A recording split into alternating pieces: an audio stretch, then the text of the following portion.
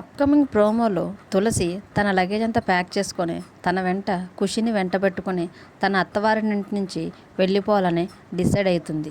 అప్పుడు తులసి వాళ్ళ నాన్న శ్రీనివాసరావు గారు, అమ్మ ఒక్కసారి పెళ్ళైన తర్వాత మెట్టిన నుంచి అసలు ఆడపిల్ల వెళ్ళిపోకూడదమ్మా అని ఇలాంటి నిర్ణయం నువ్వు తీసుకోకూడదమ్మా అని బతిమలాడుతూ ఉంటాడు.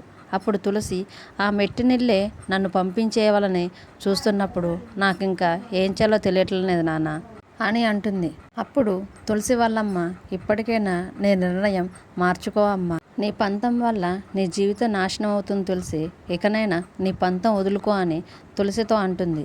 అప్పుడు తులసి నా నిర్ణయంలో ఎలాంటి మార్పు లేదు అని చెప్పి ఒక్కసారిగా గడప నుంచి కాలు బయటకు పెడుతుంటే కనిష్క, సిద్ధు వాళ్ళ బామ్మ, బసవరాజు అందరూ కలిసి ఆనందంగా చూస్తూ ఉంటారు. అయితే ఈలోపు తులసి కాలు మళ్ళీ వెనక్కి తీసుకొని సిద్ధు దగ్గరికి వచ్చి నిలబడుతుంది. సిద్ధు దగ్గరికి వచ్చి, తులసి నేను ఈ ఇంట్లోంచి వెళ్ళిపోతున్నానండి, మరి మీ దారి ఎటు అని సిద్ధుని అడుగుతూ ఉంటుంది.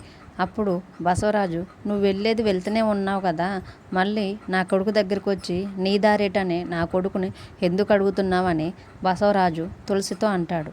అప్పుడు తులసి, భార్య ఎక్కడ ఉంటే భర్త కూడా అక్కడే ఉండాలి కదా అని, అందుకే నేను నా భర్తని అడుగుతున్నాను అని బసవరాజుకు చెప్పడంతో బసవరాజు, కనిష్క, సిద్ధు వాళ్ళ బామ్మ అందరూ షాక్లో తులసిని చూస్తూ ఉంటారు.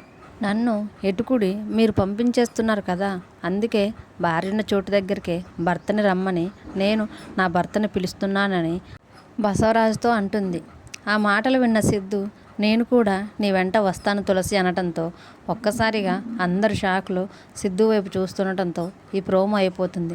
చూద్దాం, నిజంగానే సిద్ధు తులసి కలిసి ఇంట్లోంచి బయటికి వెళ్తారా, లేదా తమ ప్లాన్ మొత్తం బెడిసి కొట్టిందని తులసి సిద్ధుని ఇద్దరిని బసవరాజు తన ఇంట్లోనే ఉంచుకుంటాడా అనేది అప్కమింగ్ ఎపిసోడ్లో చూద్దాం.